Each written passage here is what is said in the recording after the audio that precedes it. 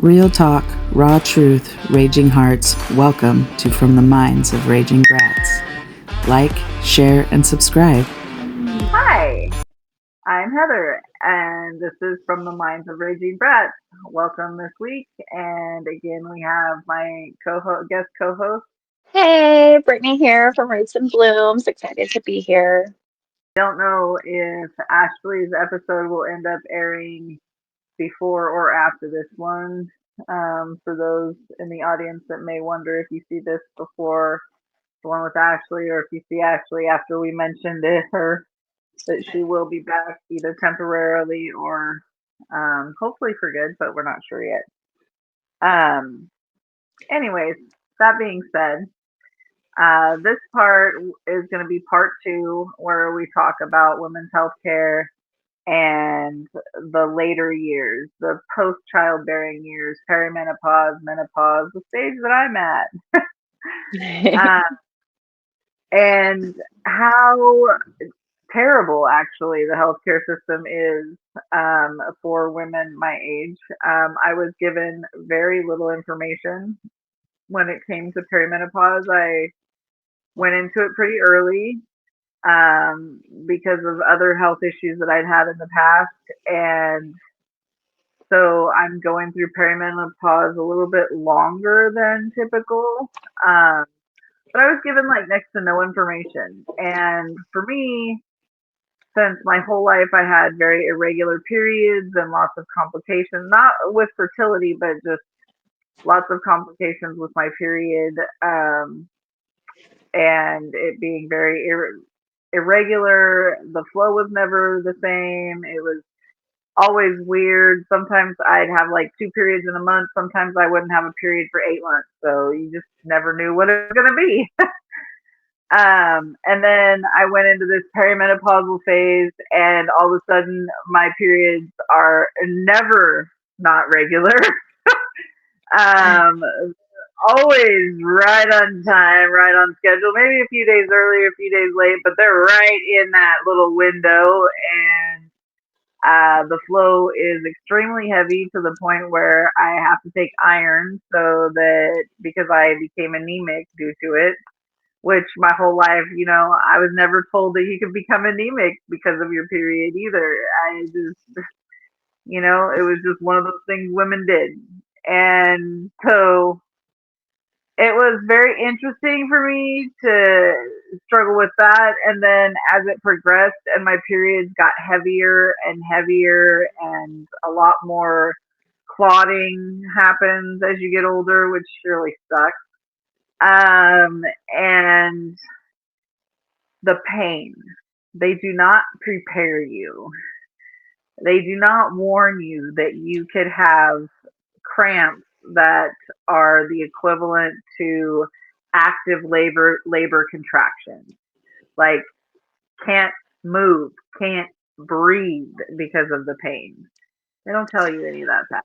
Girl, I have that now, and I haven't even hit that stage yet. Like, I literally will be in my bed for a solid 4 days, like in such bad pain that I literally feel like there's a gremlin in there stabbing at my insides, and I'm just hunched over with the freaking garbage can vomiting everywhere, and it is not the bee's knees. Yeah, I didn't know that I was going to have to deal with any of that. I didn't know that that I would start losing bone density if I didn't like amp up my calcium and folate and all this other intake. And I'm like, what? They don't tell you any of that. And then when I went to my gyno and was like, this is just debilitating. Like we got to do something. Um, she did put me on progesterone.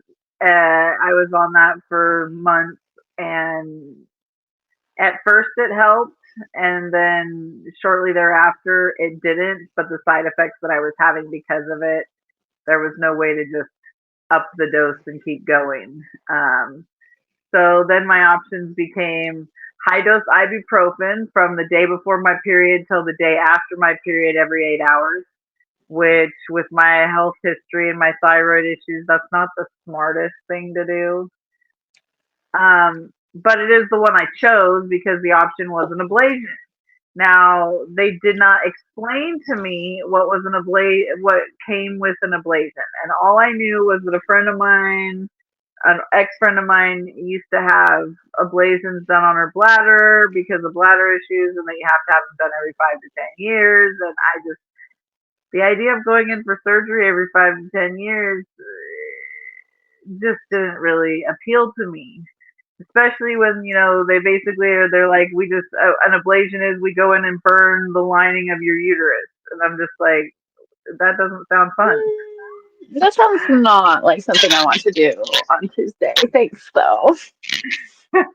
And so I just opted for the ibuprofen, which is actually causing me to have some pretty concerning kidney issues. So I have to be very, very careful with that. And so I can't take high dose ibuprofen for 7 days. I just can't. So I take it when pain is intolerable. And only then. But that's not helpful for the underlying cause. So I set up an appointment for my OB because I'm pretty sure that I had gotten bacterial vaginosis because it felt like a kidney infection, but it wasn't a kidney infection. It wasn't a yeast infection. It wasn't a UTI. And so I was like, well, then there's only one other option it can be. For sure. We've gone down the list. This is the last one. And for that, I actually have to make a doctor's appointment and go to the OB. To get diagnosed and to get the medication. So I was like, fuck. So I call, and of course, my OB is like a month out because she's like one of the better ones.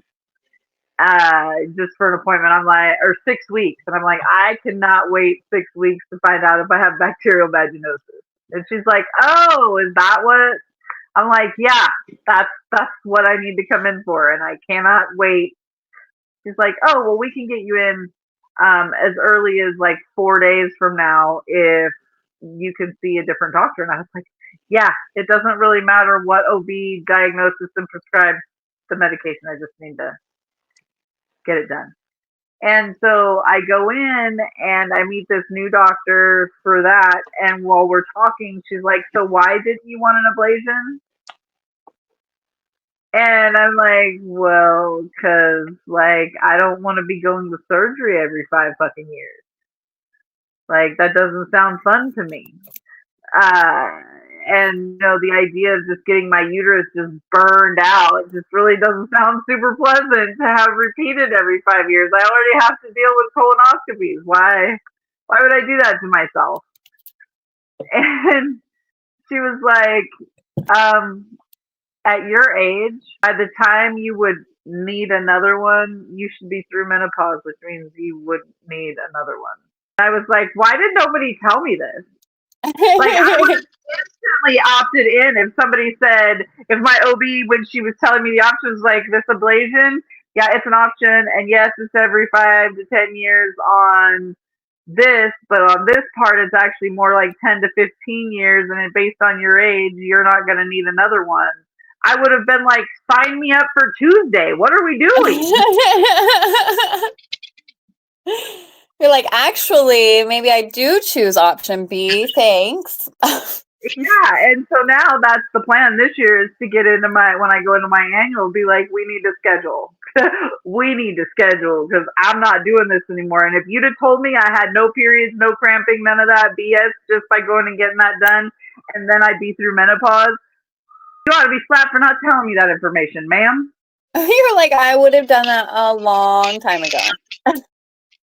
Yeah, 2 years ago. I would not have suffered through the last 2 years and the extreme supplements and things that I've had to take. No, I would not have done that. Mm-mm.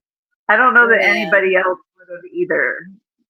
In my situation would have been like, oh yeah, I'll just suffer for a few years and then you can tell me this and then, oh my God, the light bulb comes on and I don't have to deal with a period for the rest of my life again. No, for sure. Well, and have you found anything like in between all of this that helps at all with like the physical symptoms? Or are you just in survival mode most days when it comes to like your body feeling like that? Well, to be honest, it's a TMI moment, but what actually helps mitigate symptoms is sex during Yeah, uh like having like the orgasm and stuff, which that's the same for when a female is menstruating. You know, the best way to get over your period faster and clean out is actually by having sex and by orgasming. So good to know that it's the same for the other side. yeah, and a lot of women deal with vaginal dryness as they get into perimenopause and menopause, and I fortunately have not had that experience. However, I think that it's important, and doctors aren't discussing enough how important it is, even as a younger woman, when you don't have vaginal dryness issues, to use lube, especially if you're adventurous in the bedroom at all. Like, sometimes scenes or sessions are going to go for a prolonged period of time, and dryness is just going to be an issue. And having translated in many medical settings, I have come to the conclusion that it isn't. There's no age range on vaginal tearing and things that happen because of dryness, when it's really easy to get a water-based lubricant and just use it. Like, my ex-husband kind of freaked out a little bit with our teenage son when he went to the doctor for his genital area, that he had a sore spot on it, and the doctor was like, well, you are masturbating too much, and it's obviously Causing dry when you're friction doing so. burns. Friction And burns. we came home and I gave him a bottle of Astroglide, and my ex was just like, "What are you doing?" And I was like, "He should be using lube. Like, For that's sure. and he needs to keep himself clean, but like, he shouldn't be using shampoos and lotions and Vaseline. He should be using lube so that he can actually have a decent um, health system when it comes to his genitalia and his sexual needs. Like, I am never going to be the one that's not going to talk about it. In fact, there's times where I'm just like, kid, whoa. And he's like, no, mom, you told me I can ask you and talk to you about anything. I'm like, you can. That's You like, can. Give me a timeout it's for a minute so I can process.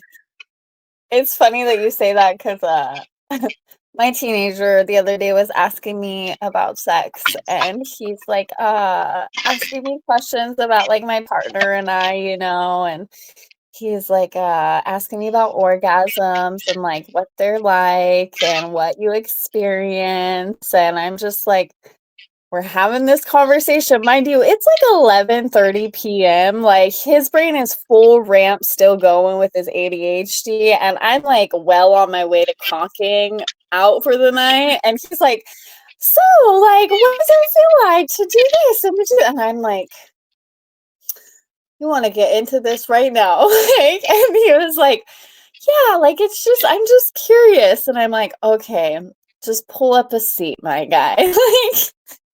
Yeah, I had those, and those are uncomfortable, but it gets way more uncomfortable when your kid starts asking you about BDSM.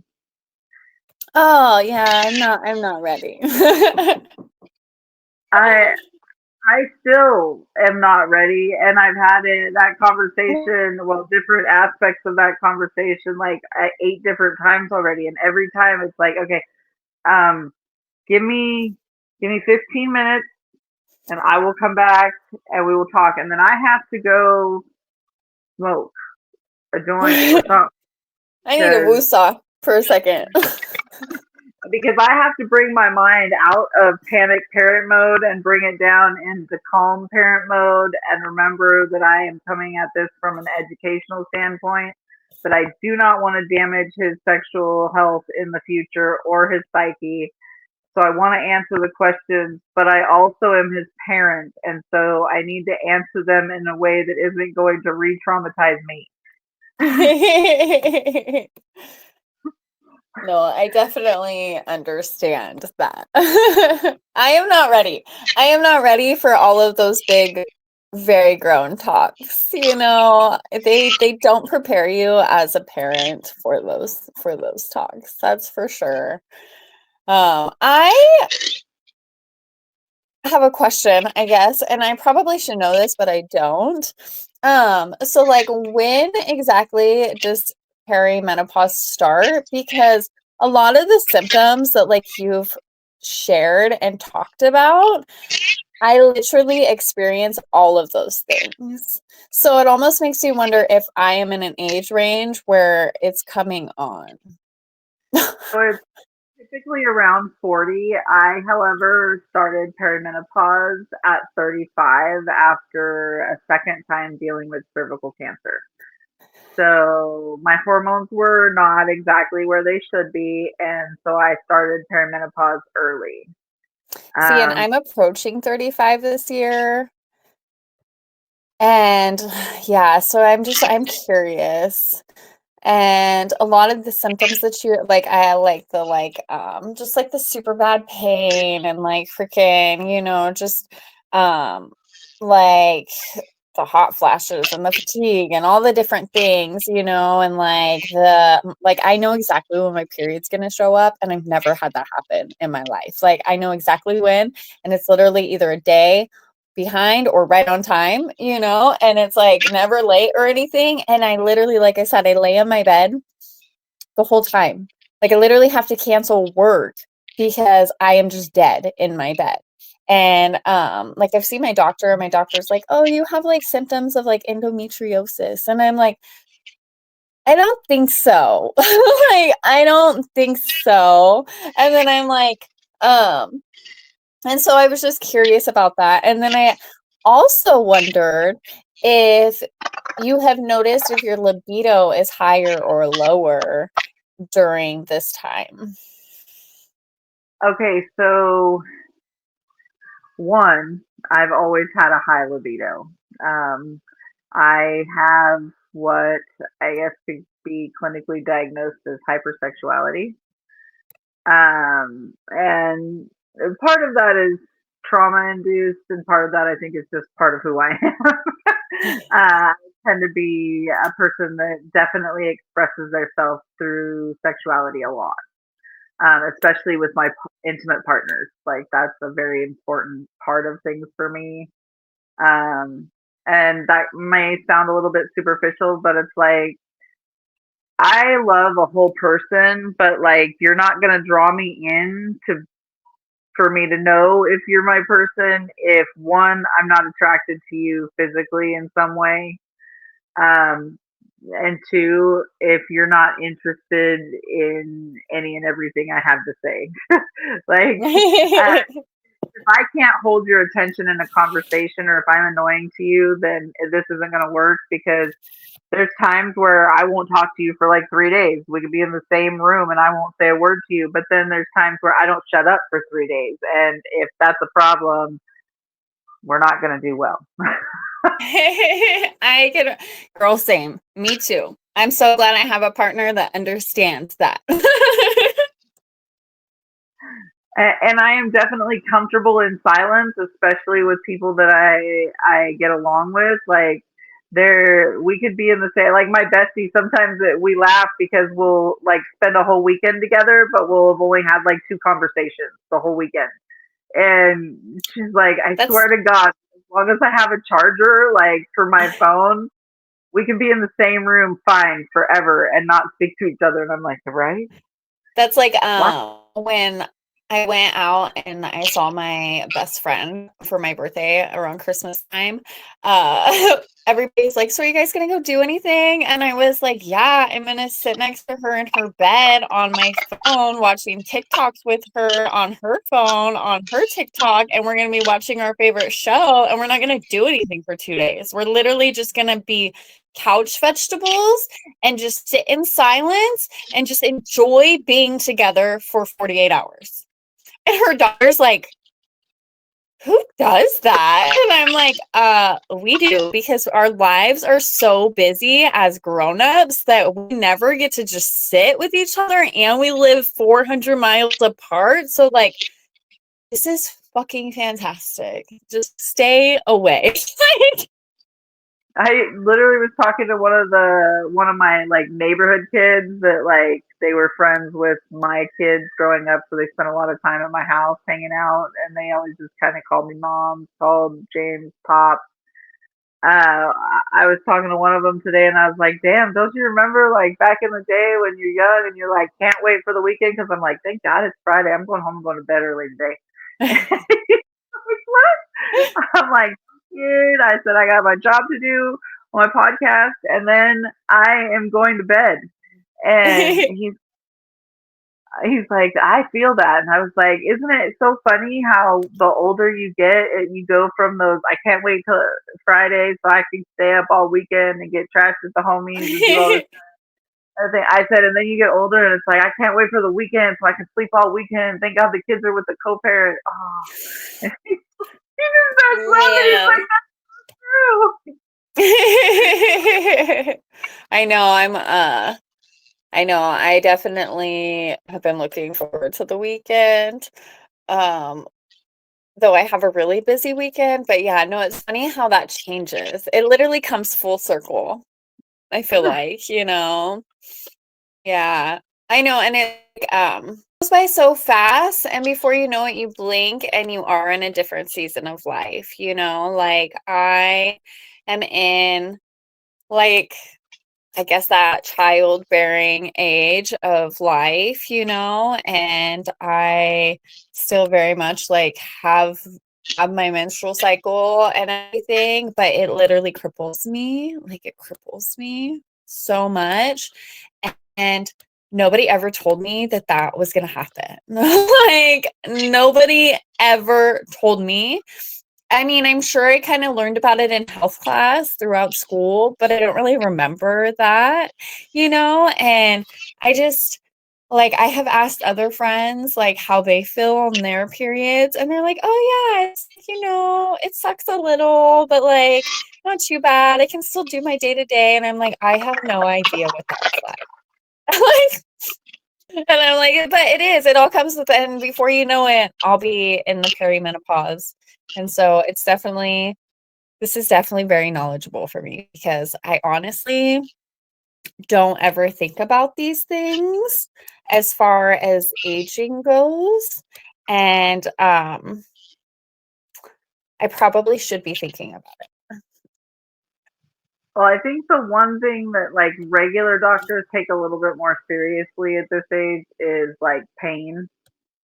So, especially for me that I can't have opioids, they all pretty much make me sick. So, it's down as an allergy. So they get really concerned when I am having pain and they can't just give me something to manage it.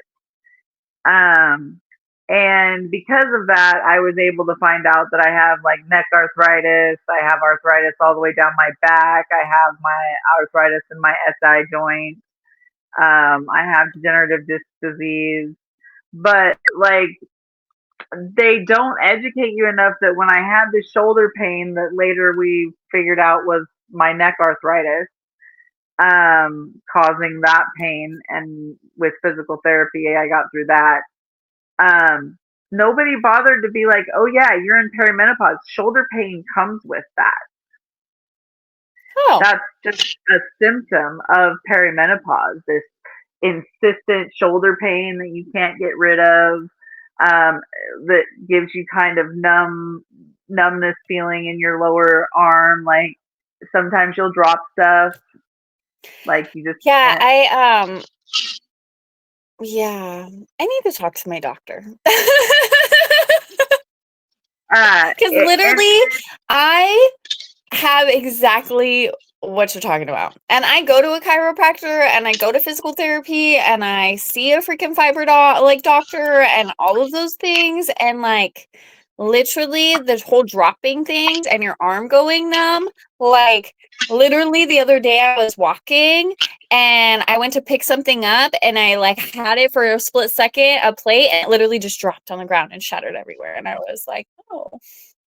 And then like it happens all the time when I'm at work and I'm trying to clean stuff, and like my partner's been noticing it a lot, to the point where he's like, did that slip out of your hand or did you drop it? And I'm like, I dropped it. I had no control going in on that, I guess. Like, But see, here's the thing. If they were more informed, that physical therapy that I did for my neck arthritis, that took care of that problem. Like, I still get the pain a little bit, but I don't get the numbness. I don't drop things like that anymore because they just don't care enough about women's health care to be like, okay, this problem comes with perimenopause, but it's probably a bone density issue. And then so with the PT that's for your neck and shoulder, they're strengthening exercises. They just strengthen the core muscles.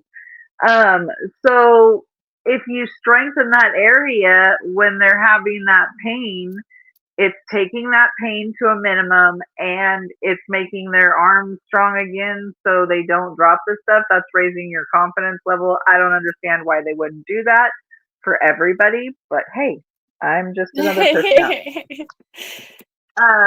They didn't tell me that the list of symptoms can come with rage, insomnia, brain fog, anxiety, joint pain, hormonal disturbances, all these things that are regular symptoms of menopause that they do not, and perimenopause that they do not teach us as women. Hey, when you get to the end of your childbearing years, like, that's another thing. I started showing symptoms 2 years after my tubal. So at 32, I started showing symptoms. At 35, I was diagnosed with perimenopause. Like, and given no explanation, just told you have perimenopause. Now go look it up on Google. It was period. You have perimenopause. Goodbye. What does that mean for me? For sure. What am I gonna experience, or what should I expect through this? And it's like, you're just gonna dismiss me or brush me off with you have perimenopause and not even tell me what that is. Like, okay. Well, and they can order hormone panels that will tell them if you're in menopause, perimenopause, what stages you're in, where your hormones are at, what they need to adjust for you. They don't do any of that unless you go into your doctor and specifically ask. And oftentimes doctors will brush you off and gaslight you into believing that it's not that. No, stop, listen to my words. I don't care if you feel like it's valid or not. I feel like I need a hormonal panel run. It's like you said on the other episode that you have a nurse practitioner. I do as well. She's supervised by a doctor, but when I go to her and I'm like, I know that it's been 2 years or a year since we've run an autoimmune panel. I want you to run another one. Because that's another thing that is often tied to menopause and perimenopause is being diagnosed with one, if not more, autoimmune. They're pretty sure it probably has to do with the hormones being out of whack and them not treating the hormones, but they don't have enough science on it yet to figure out what exactly is causing it. But it's pretty suspicious to me that autoimmunes are supposed to be something you're born with, but yet women all over the world globally are being diagnosed with them in their 40s, 50s, and 60s suddenly after going through perimenopause or menopause or both. Like, well, and it's like, that like the lack of like provider education plays a big role in it. It's like I was just reading a statistic that said that less than 20% of OB/GYN residency programs in the US actually include menopause training. So, like, that's a huge thing for it not to be taught, you know, and to our providers that are looking after us. And it's like, in total, it's like they're like, as far as women's reproductive care goes, there's only like 5% of funding or research that goes into that. Because why? It should be so much more. But we just get pushed to the back burner because the system is ran by men. Like, you know, it's like male focused. I know that male focused health conditions were actually overfunded in comparison to female focused, which are completely underfunded. I know that like diseases that affect men received $3.3 billion worth of funding, and then diseases that affect women received 2.5 billion, despite the fact that we actually have more diseases and healthcare issues compared to men. I 100% believe that. Like I was saying, one of the leading experts in women's health in the state talked about her own education in medical school, and that she received a 10-hour lecture on menopause in the entirety of her education for medical school. See, that is just so wrong. Like that, it's wrong. It's wrong. There's not enough research. So basically, we're all just going at it blind and talking about it with each other and trying to bounce our this is my symptom. Are you having similar symptoms? Like, are we going to figure this out together? You know, and it's like, why are doctors treating symptoms that they haven't even been trained to recognize properly? You know, it's like, here we are. Honestly, nobody knows how to do this. So we're all just hoping for the best. And that's really where medical school needs to start teaching doctors to set their ego aside and to always be willing and open to learning. Because, you know, even in my lifetime, medical science has improved so much. Who's to say that, you know, in a year from now, something crucial isn't going to change again? But what good does it do us to have all these new discoveries if doctors are still holding on to the recipes from 50 years ago and trying to dole those out to today? 100%. It's not going to work. It's not going to work. Well, and it's like, I don't know about you, but like growing up, I didn't really hear, like, I heard, you know, like my aunt and my grandma like occasionally joke about going through menopause and their hot flashes and their mood swings, but it wasn't ever actually like a conversation that was had, you know. And I feel like even in today's age, there's kind of like a stigma around women talking openly about it, you know, like we're not having those conversations, and it's definitely part of a conversation that needs to be had. Yeah, in a world where everybody wants to discuss everything, we're still doing these hush hush, not that, and tucking stuff under the rugs. Like, no, it's time for, you know, you want to come out and scream me too, and great, that's fine. But like, at the end of the day, human beings are going to be human beings, which means we can teach all kinds of stuff, but there's still going to be those bad apples throughout society that, regardless of what they're taught, regardless of what the rule of law is, there's going to be, and I hate to use this word, but for the general public's knowledge of what I'm trying to convey, evil. There's always going to be evil in the world. There has to be, in order for there to be balance. So, you know, We can't just go, well, I wish there was none of this in the world. But what we can say is, let's educate people. Then if they still choose to go off the rails, then that's why we have laws and stuff to bring in to help corrective measures for people that don't get the rules once they're stated to them. But in the meantime, like, why aren't we just opening the conversation to learning? Why aren't we combining Eastern and Western philosophies of medicine and having a global conversation about healthcare, especially women's healthcare, but healthcare in general? Why aren't we having a global conversation?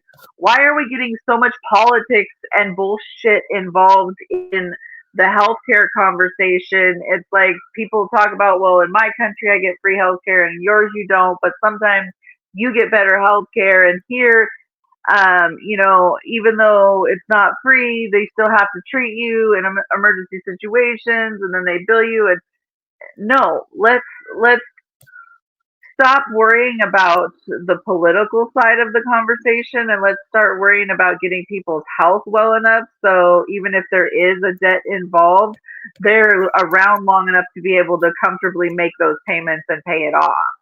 Not worry about, I might not survive till the end of next year because healthcare system is so crappy to begin with. Even if I got healthcare, all I'm going to end up is in debt and sicker. Well, and it's like globally speaking, like only 5% of research, like I've said before, is funding that dedicated to women's health. And that's only 1% is really going towards non-cancer related reproductive conditions. Meanwhile, though, women, all of us women spend $15 billion more dollars than men in healthcare costs each year.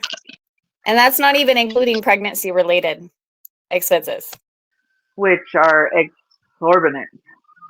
Super. Like, I think my last kid, it was like $100,000 to have him. Like, yeah. And it's like, and that's the thing. And it's like, the lack of access. And when we do get access, it's the shame and the judgment that comes with it, and the lack of validation and the lack of being seen and heard in what we feel inside of our own bodies. Yeah, and we definitely need to do something about the way healthcare approaches women, period, when it comes to their healthcare and their body, because it really doesn't matter what position that woman is coming to you from. Like, whether she's sick, whether she's poor, whether she's person of color, whether she's just been raped, like, none of that should matter. If she's a prostitute, that shouldn't matter. Like, your concern should be her health, not her life choices.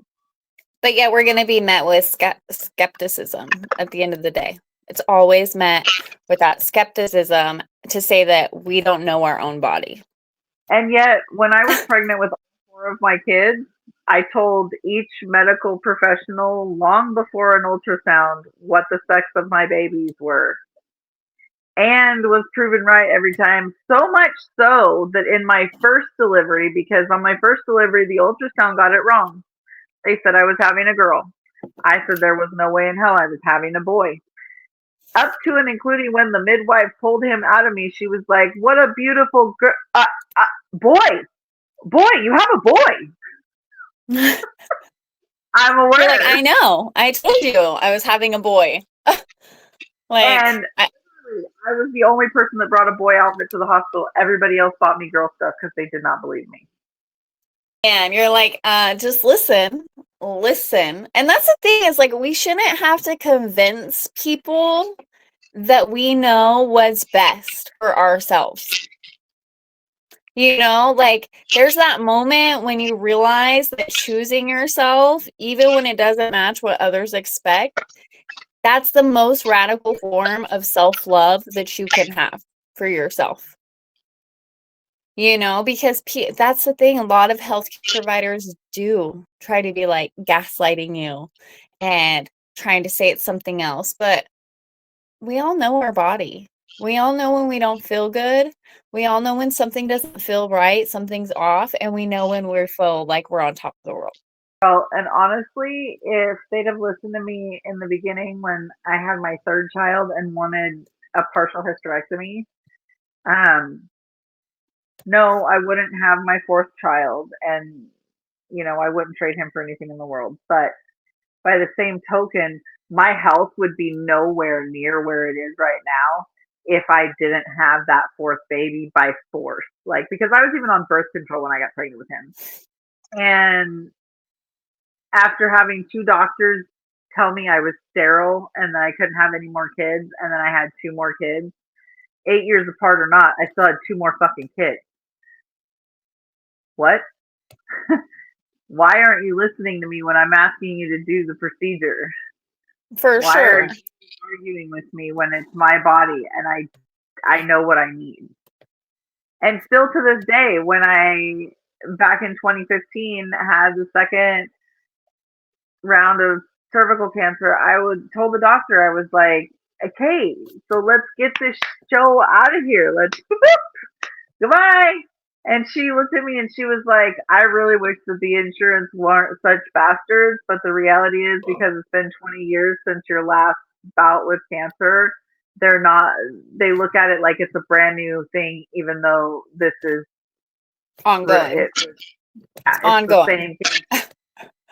So you being in remission for 20 years was great, but they count it as a whole new deal. So she goes, but because now you have, even though it's been 20 years, you do have proof that you oftentimes will come out of remission 20 years apart. If it ever happens again, then we can remove. By then I'll be out of fucking menopause and I won't give a fuck. Like, you're like, it's not going to matter by then, but thanks. I mean, I appreciate what she was doing from a woman's perspective. She was doing everything she could to help me in the future. But at the same time, it's like, why should my doctor have to like go out on an extra limb to do this one thing just to make sure that I don't have to go through this circus one more time in that it does happen before menopause? Why should she have to do all that? And I imagine that she probably faces the same hurdles in her own healthcare, which is just insane. Her being a doctor probably gets talked down to just like you or I, and that makes me angry for all women. For sure. 100%. That's like, no, absolutely. And it's like, that's the same thing. It's like, I appreciate you wanting to have my side and everything, but you also, we're standing in this fight together, my girl. Like, yeah. Because, if you know how these little loopholes work as a female doctor, that means that you've already had to face them more than once. Guaranteed most female doctors walk the path themselves because they are females, so they still have to walk the same biological path the rest of us women do. Yeah, the same journey, whether they are well educated and know what is going on, they still, I'm sure, get gatekeeping on the choices that they want to make for their bodies. And I'm sure they get gaslit and disrespected just like the rest of us. And for them, it's probably even more infuriating because they're like, I know you're fucking gaslighting me and I want to punch you in your fucking groin right now, sucker. What? No, for sure. Why are you talking to me like that? Well, and it's like, we shouldn't have to beg or argue for our bodily autonomy, like, and especially not to someone who is supposed to be providing us care. Yeah, and it is really a big problem. And then when you do get through the red tape and get to a professional that is there to listen and learn and be objective, then you have the insurance going, yeah, but we're just not going to cover your care, so fuck you. Yeah, you didn't put the right code on there, so we can't cover that, and you're going to have to cover that out of pocket. Like, I found out not that long ago that special funding is what usually covers most women's annual mammogram because insurances don't cover it. Nope. Unless you have a specific medical need for it, like they found a lump or something in a touch exam, then it's not covered. Even having family history of breast cancer is not a covered reason. What? What? Yeah. They have to have proof of cause that you might have cancer. And those that are family members of breast cancer, either survivors or not, their BRCA1 testing isn't covered. That's out of pocket expenses. What? Well, and it's frustrating because, you're like, I know that this runs in my family. Like, my aunt had it, my grandma had it, like, my great grandma had it. I know that I'm somewhere down the line of I'm going to have it at some point in time. Can we just do the test? And they're like, nope. And I'm like, then why did you ask what my family history was if I get no benefits to tell you? Right. What was even the point of this? I'm so confused. What are we doing here? For sure. Like, I don't even know at this point why we're still having this conversation, Doc. Thanks. But I was so appalled when they told me that. I'm like, what? Because they have you sign this document usually when you come to your annual, like, to get it paid for. And I'm like, why? Isn't this like part? And the lady broke it down for me and she was like, actually, these 99% of them are not covered. And so they're every year we have donors all over the country that fund a specific fund that is just for preventative mammography, that pays for them. And I was like, well, one, that's really cool that there is that fund, but also, like, How how sad. selfish How is the word. sad that we have to have that fund in place. Yeah. Just to get the regular care. And trust me, I don't like having my boobs crushed any more than anybody else does, but I still know that it is for my benefit, especially for me personally.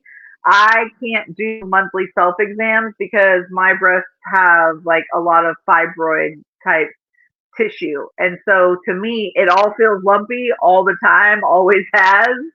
And so they have to get that imagery every year because I can't help them. I mean, my doctor does the annual and she can tell if there's differences between last year and this year for the most part. But like that mammogram after 45 for me is very important. And I've had to have it since I was 40. So like that's a very crucial part of my healthcare journey. Well, and it's like, it's kind of like,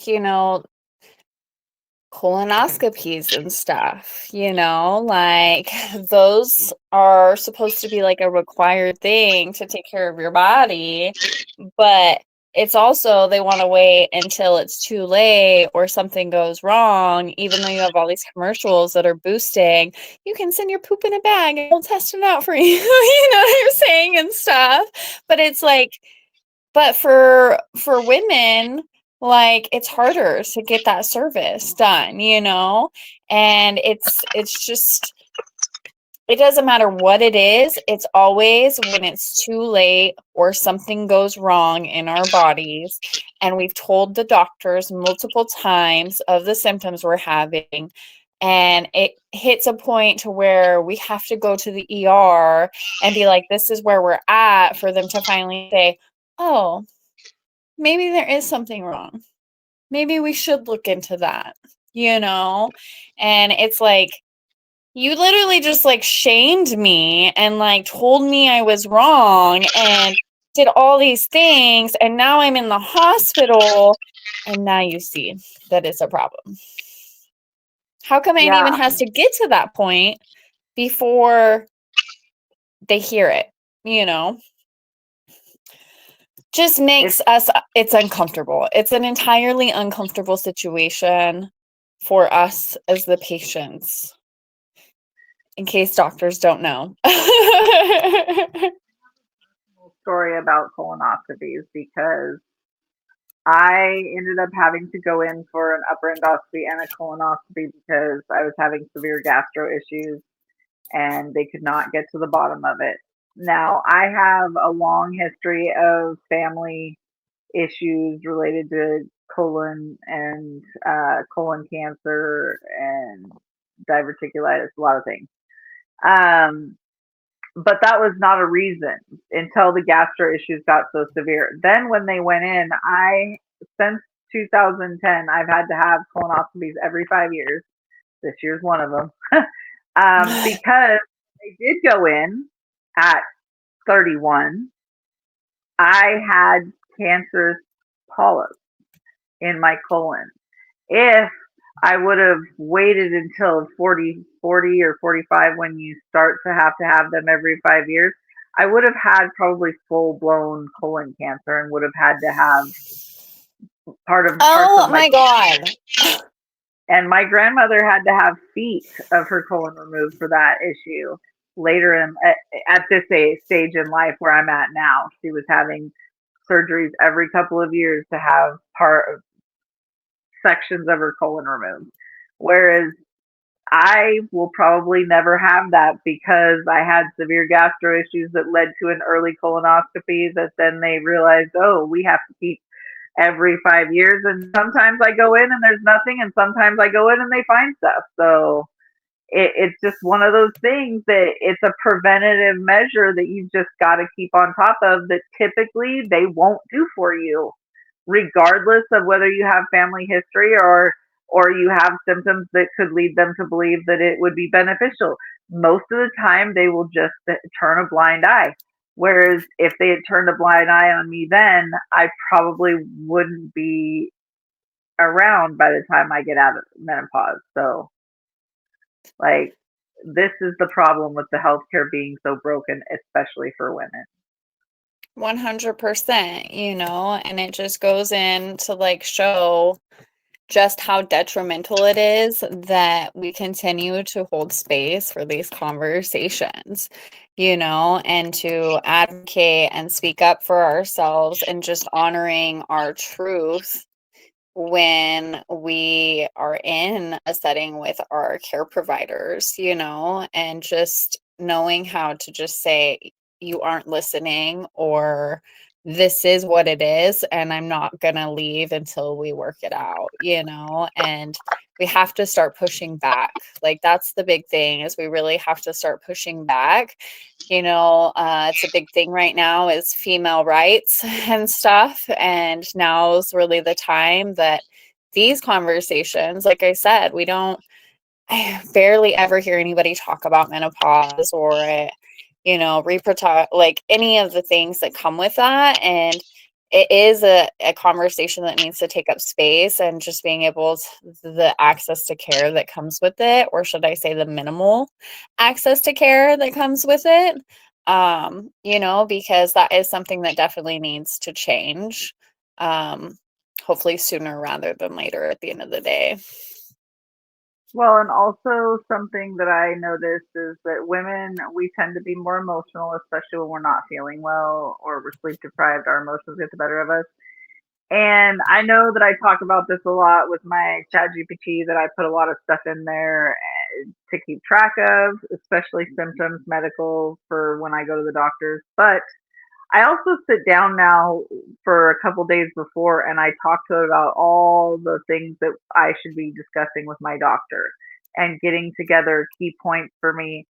And I noticed that after doing that, not only, and my doctor's very compassionate with me and we have a very good relationship, like I said, like she gives me shit and stuff when I'm making poor choices even, uh, so we have a very good relationship. But after doing that, like I got through more stuff than I ever get through in a visit. The visit moved faster than it ever had before.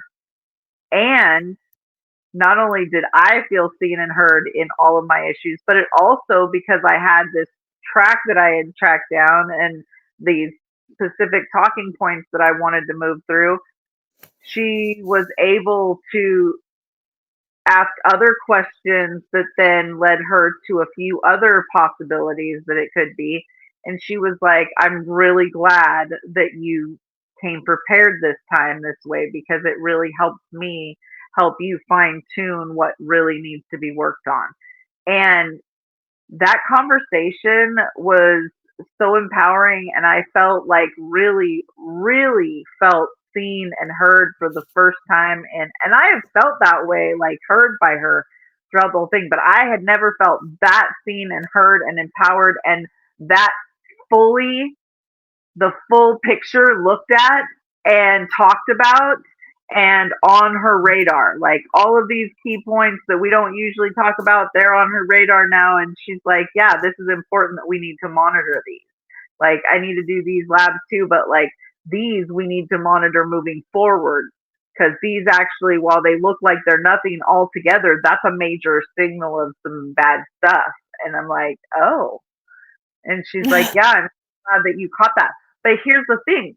She's my doctor and she makes notes as she goes, like she has side chart notes in my chart to remind her certain things so she doesn't forget. And she does that and that's great. But I keep telling people, she's my healthcare advocate. I'm responsible for my healthcare. So if she's got notes and all this stuff and she is doing her best to keep track of it, she's also got 1,500 other patients throughout the year. Shouldn't I, in the off time, be doing my part of journaling or tracking? Like I use ChatGPT because it's intuitive, and so I may say something in a half asleep state to it, like a symptom that I'm having that I don't even remember. And then by the time the appointment calls around, it's like, okay, remember you had this, this, this, this, and this going on, and it'll give me dates and times and things so I can like and it'll put it in order chronologically so I'm not like all over the place like I get with my ADHD. I just go down the list and then we got through it and then we talked through each point what more questions she needed to ask and then we expanded on that and we still got through the appointment faster than ever and I was like, I really love this. And I think probably a good majority of the population has the same kind of experience where they don't think about stuff or they forget stuff or they just don't have it organized. So they talk about what's on their mind that day, but they may forget about crucial things that could lead them to better health care. Yeah, that's like I try to know everything down, and I have like my notepad on my phone. So when I feel like myself feeling funny in some type of way, I'll like write it down in my notepad and I'm like, oh, I'll come back to that at my next doctor's appointment or whatever. And then I just forget, or like there's only been a couple of times where I genuinely remembered that list. And it's interesting that you say that because it's true. When you come prepared and you have that, you are able to get through it in a more effective way because you're able to be like, this is what is exactly happening. And there's no way that the doctor can really steer away from that, because you're like, oh, you came prepared, my guy. Like, and you're like, yeah, I did. Like, I've been paying attention to my body and you're not going to tell me that I'm not. Like, but I never really thought to like ask GBT. Like I never thought to ask GBT. Like I use GBT for all kinds of things, right? But I never thought to like, hey, what about like you want to help me track this for a bit?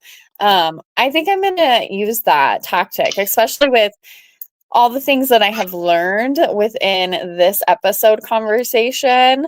I think I'm gonna plug it into my Gbot and I'm gonna be like, hey Gbot, like let's diagnose this together and pick it apart so I can talk to my doctor.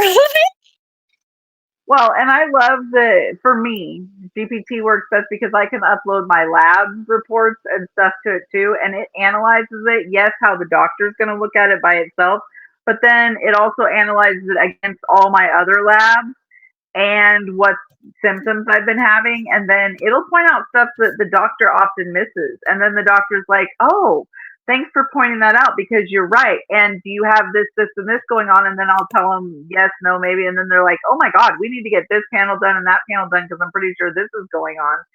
And a lot of my diagnoses in the last 5 years have come from those kinds of situations where I've just documented. And I use ChatGPT because for me, I don't really want to talk to another person about a bunch of stuff that's going on with me personally.